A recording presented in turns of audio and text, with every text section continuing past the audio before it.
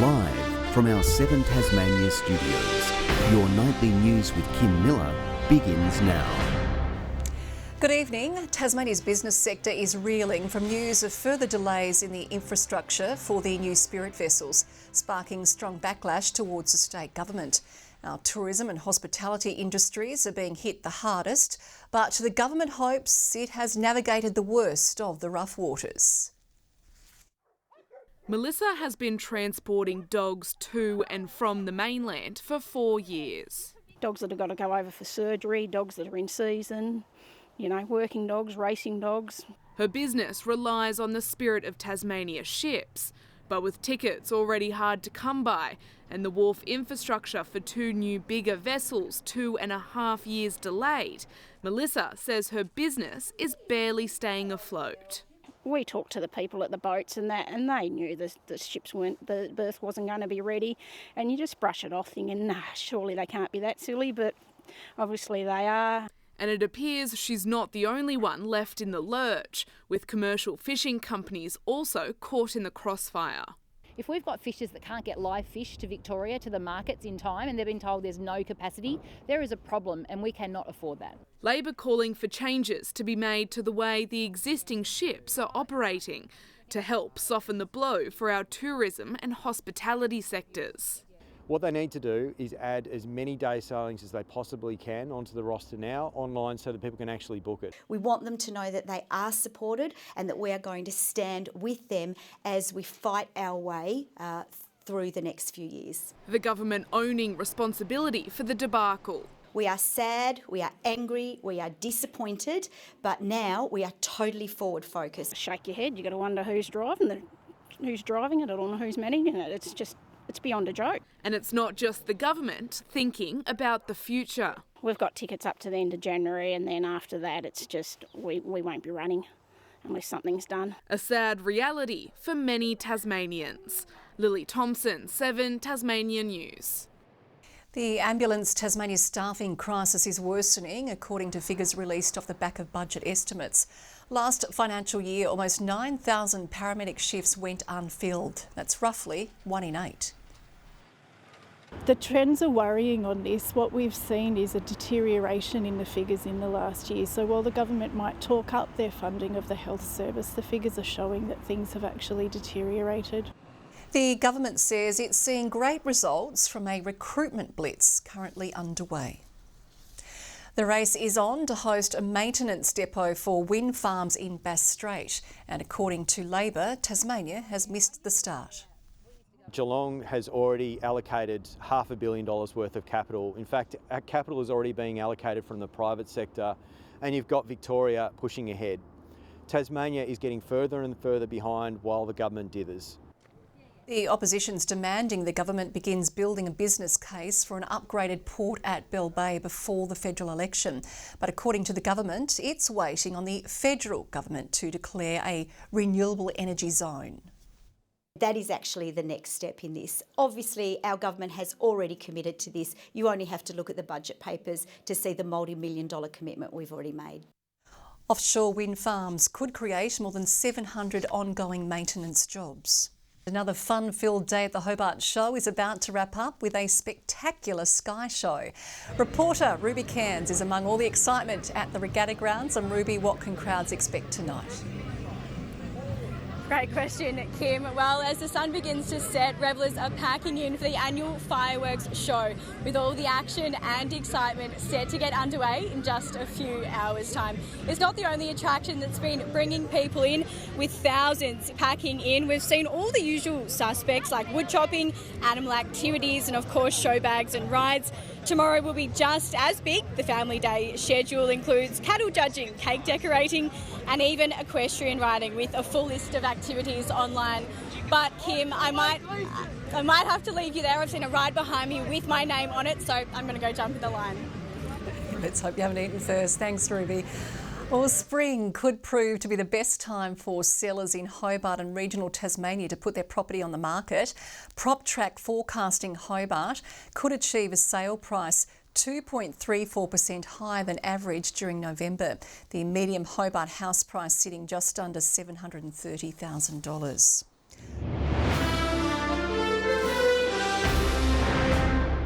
You're watching 7 Tasmania Nightly News. The Dodgers Ferry Sea Rescue crew has recruited a new member, allowing them to quickly track down and save those stranded in water.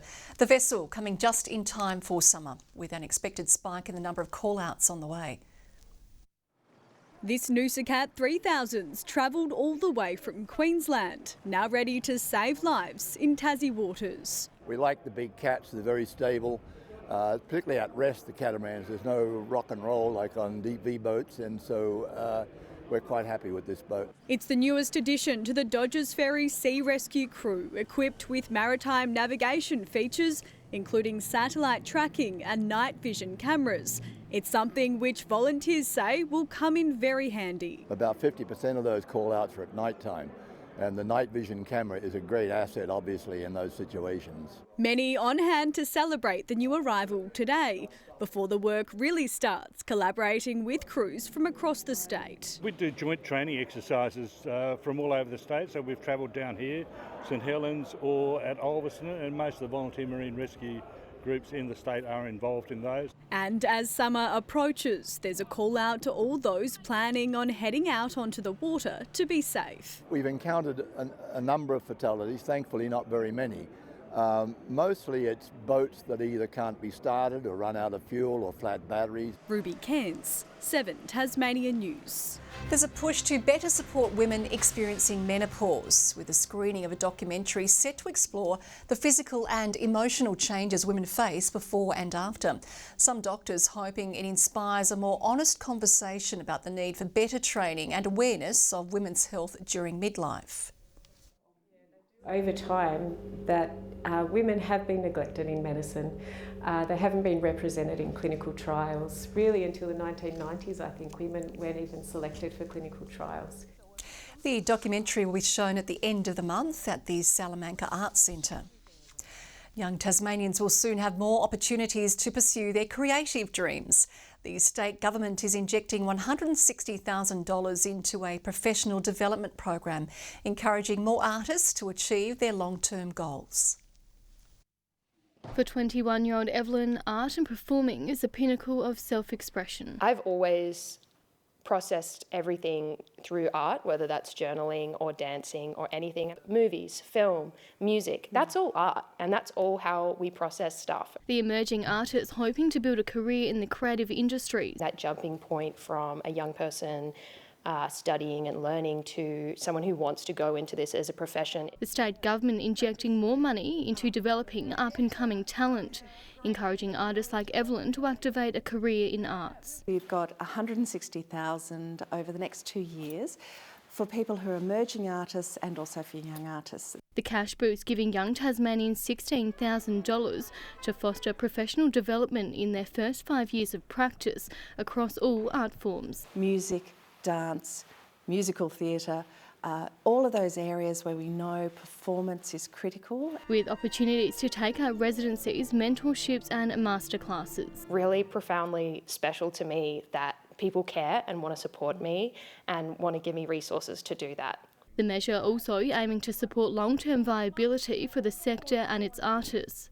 I think this funding allows them to find a sense of stability and really allows them to ground in their independent practice and know that they can have the support to do that. The first round of financial support is available from mid-next year. Rebecca Gadaneris at 7 Tasmania News.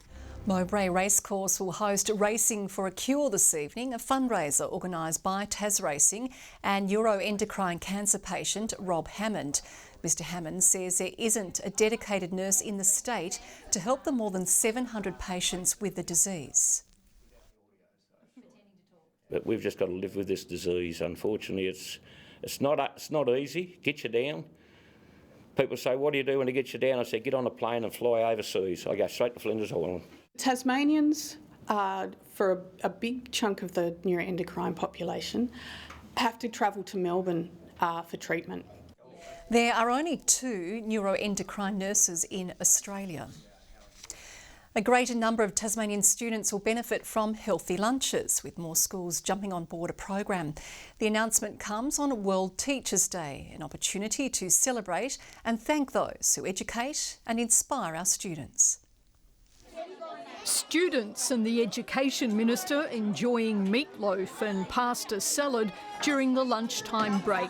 15 new schools across the state will join the Healthy School Lunch program next year, thanks to a $14.6 million injection from the Liberal government. Thousands of children who will receive thousands of beautiful hot lunches, taking the number of participants to more than 45 in 2025. School Food Matters rolling out the program across Tasmania. And I was fortunate enough in 2019 to go away on a Churchill Fellowship to see how other countries fed their children at lunchtimes. Australia is actually one of the last OECD countries to run a school lunch program. We have seen increased wellbeing and engagement because of the relationships that form over eating together.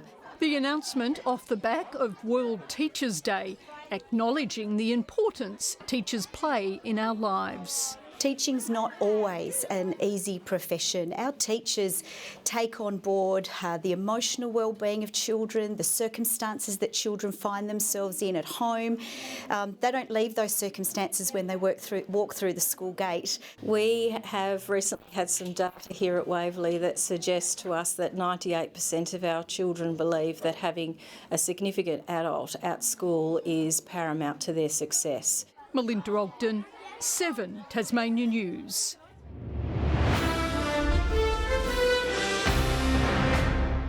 When they talk about getting your ducks in a row, this is certainly not what they mean. Tasmania's bowlers dishing out an almighty hiding to the Western Australians in the One Day Cup. 6 consecutive ducks as the hosts slumped to the second lowest score on record. 2 for 45 after 14 overs wasn't the greatest of starts for WA, but nobody could have predicted the carnage that was to follow. Bo Webster and Billy Stanlake working their way through the reigning champs one by one. And he's bowled him!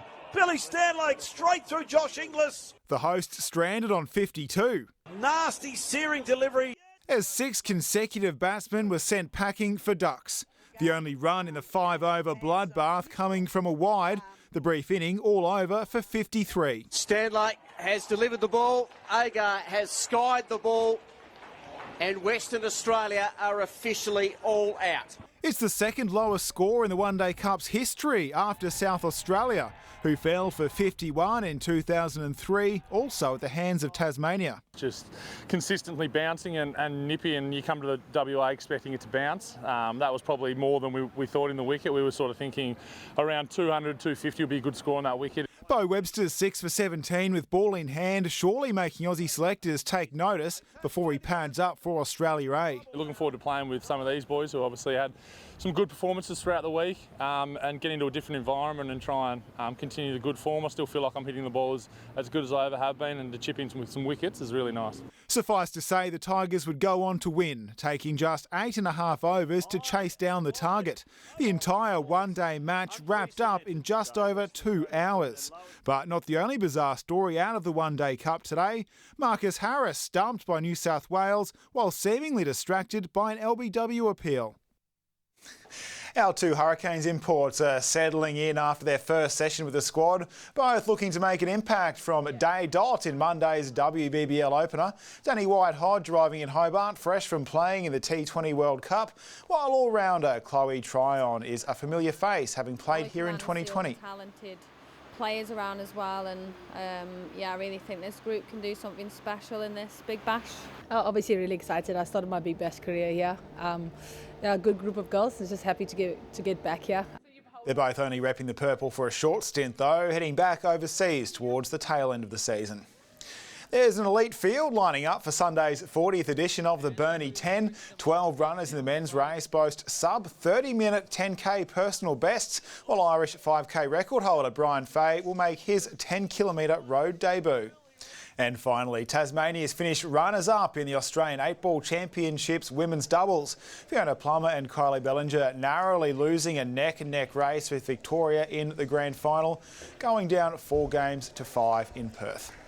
And Kim, that is tonight in sport. Okay, time for you to carbo load. You've got the Burnie 10 coming up. Good luck. We expect a sub 40 from you. Well, Murph will join us after the break with a forecast for the weekend.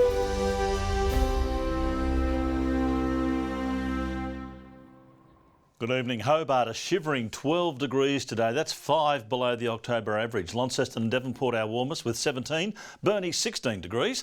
Below average right across the state today. Lowhead 16, Smithton and Bushy Park 15. 14 on the islands and down the east coast. Strawn 13 and Lyawini a high of 7. Patchy low-level cloud moved across today as snow also fell to around 500 metres. Top rainfall to 4 p.m, 12 millimetres at Mount Reid. Some thunderstorm activity was over the top end and southern WA. High cloud moved over Victoria. Tomorrow the high is maintained over the eastern states. Troughs push out from the low near Broome with another high well to the west. The southwest to southeast winds will give way to a north-northwesterly change tomorrow at 10 to 20 knots but up to 30 knots over western waters where we do have a strong wind warning. That's between Low Rocky Point and Sandy Cape. And we have a frost warning. That's for the Midlands and upper Derwent Valley. Forecast for tomorrow, Hobart a cloudy 17 degrees, 16 for Maydena and early frost, 15 the top for Oatlands after a cold start as well. Launceston 2 overnight, 18 tomorrow, 15 for Devonport and partly cloudy. Lyawini -2, a top of 11 tomorrow. Burnie partly cloudy and 14, Strawn a shower and 17 degrees, Marrawar a late shower, 16 the maximum. And for St Helens, a high of 17 and partly cloudy, warming up to 18 for Swansea, partly cloudy for Orford and 16. Showers easing on Sunday as we see the air warming up again. A possible shower for the west and far south on Monday, otherwise fine. And on Tuesday, mostly fine day with westerly winds, still a 70% chance of a shower for Strawn. Partly cloudy weather in Adelaide and Perth tomorrow, a sunny 21 in Melbourne, fine and sunny as well in Canberra and Sydney, 25 in Brisbane with a possible shower. It's 9 at the moment in Hobart, 15 in Launceston, currently in Devonport 14. You had a story earlier about the Christmas hams on the shelves, Kim. Well, our first Christmas cards arrived from Cameron Barry, as it was last year, the first one. I think he does it to get his name on the TV. We're not going to say his name from now on, right? Merry Christmas, Cameron. And that is all we have time for tonight. Good night, everyone.